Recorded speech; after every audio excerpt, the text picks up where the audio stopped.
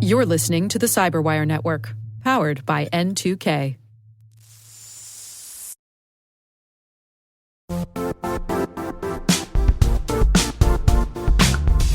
Most security conferences talk about Zero Trust.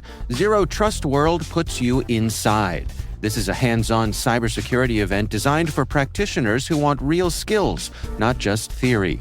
You'll take part in live hacking labs where you'll attack real environments, see how modern threats actually work, and learn how to stop them before they turn into incidents. But Zero Trust World is more than labs. You'll also experience expert-led sessions, practical case studies, and technical deep dives focused on real-world implementation. Whether you're blue team, red team, or responsible for securing an entire organization, the content is built to be immediately useful. You'll earn CPE credits, connect with peers across the industry, and leave with strategies you can put into action right away. Join us March 4th through the 6th in Orlando, Florida. Register now at ztw.com and take your Zero Trust strategy from theory to execution.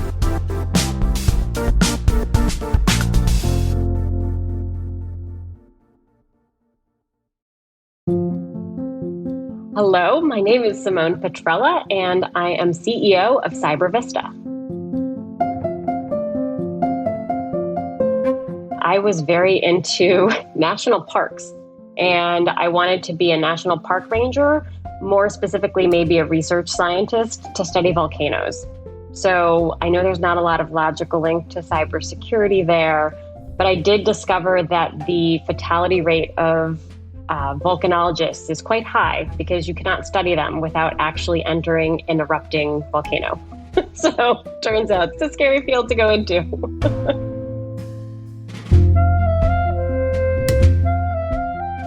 9/11 was a very transformational event for me.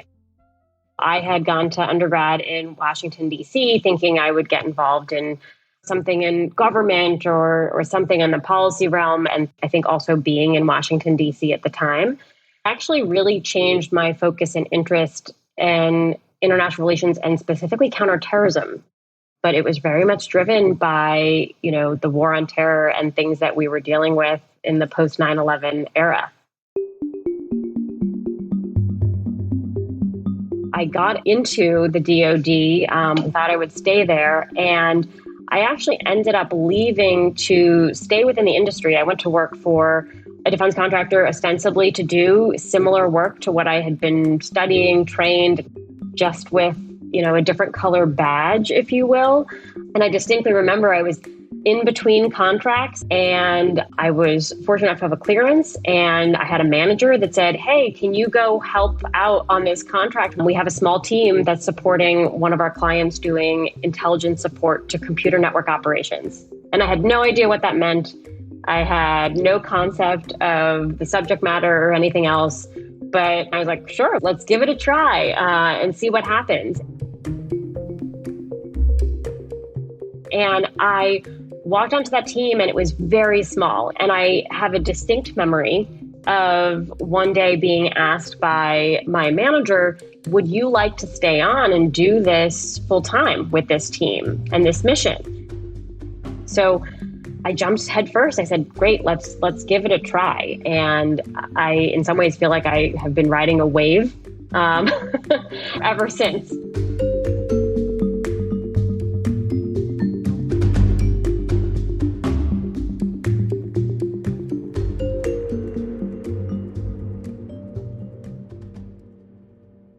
But as our team continued to grow and I rose up, what I learned was that when it comes to being an analyst, I ended up having a 0% success rate taking someone with a purely technical background and turning them into an analyst.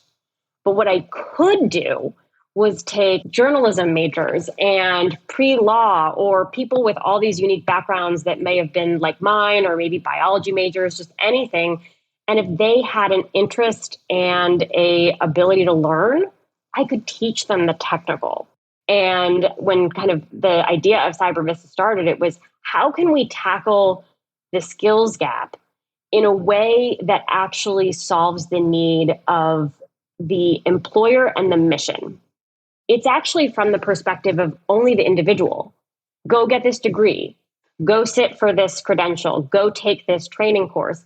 But then as the employer on the other side, we're looking at these job roles that are changing, they're morphing, we're starting to evolve them as the mission space evolves. And there's really this massive chasm between the two. So I really felt like there was a way to help bridge that gap by looking at more of a organizational and employer-centric way to how we kind of fill the talent gap and the skills gap that was around how do we think about the roles and kind of the measurable need we have for these types of skill sets in these jobs, as opposed to putting the responsibility on individuals to do it themselves.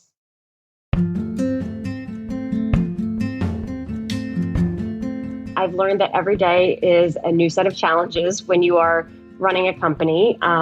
There's pretty much not a facet of the business that I don't have to touch on a day-to-day basis. My leadership style is around, it's impossible to build consensus, but you can gain buy-in.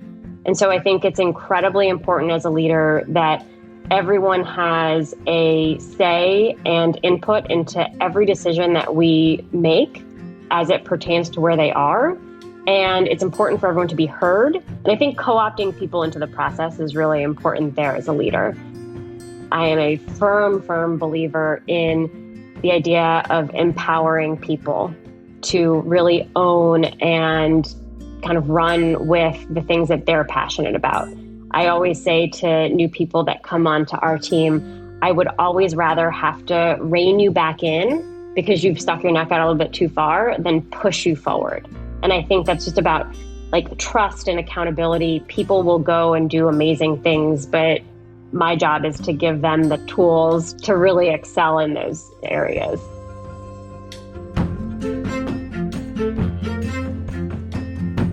The first thing I would say is to not be afraid to pursue and in some cases jump into something that's totally outside your comfort zone. There's the old adage to fake it until you make it, but it's true because it's not that you have to fake it. It's that if you are interested and passionate about it, you will get there. And the second thing I would say is to spend the time to start to form relationships and a network of people that you admire and respect and find interesting to engage with, regardless of the industry or the work that they're in, because you never know, A, what opportunities that will present over time, and B, it's amazing how much that diversity of what I consider to be informal mentors can provide perspective-wise as you think about those kind of next moves moving forward. At the end of the day, when they close the box, what do you want to be remembered for? I want to be remembered for having a, compassionate and big heart and having even if just a small piece to play in someone's life experience. I think that in itself is rewarding.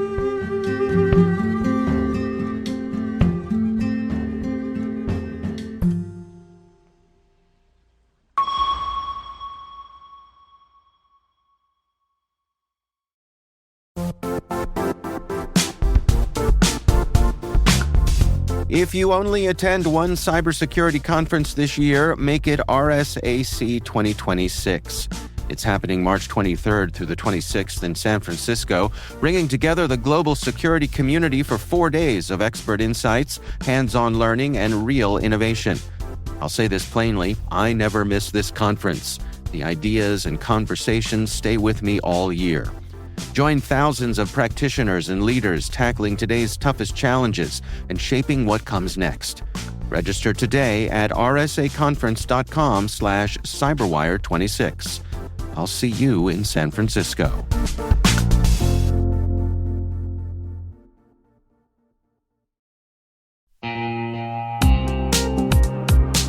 If securing your network feels harder than it should be, you're not imagining it. Modern businesses need strong protection, but they don't always have the time, staff, or patience for complex setups. That's where NordLayer comes in. NordLayer is a toggle-ready network security platform built for businesses. It brings VPN, access control, and threat protection together in one place. No hardware, no complicated configuration. You can deploy it in minutes and be up and running in less than 10. It's built on zero trust principles, so only the right people can get access to the right resources. It works across all major platforms, scales easily as your teams grow, and integrates with what you already use. And now, NordLayer goes even further through its partnership with CrowdStrike, combining NordLayer's network security with Falcon endpoint protection for small and mid-sized businesses. Enterprise-grade security made manageable. Try NordLayer risk-free and get up to 22% off yearly plans, plus an extra 10% with the code CyberWire10. Visit nordlayer.com/CyberWireDaily to learn more.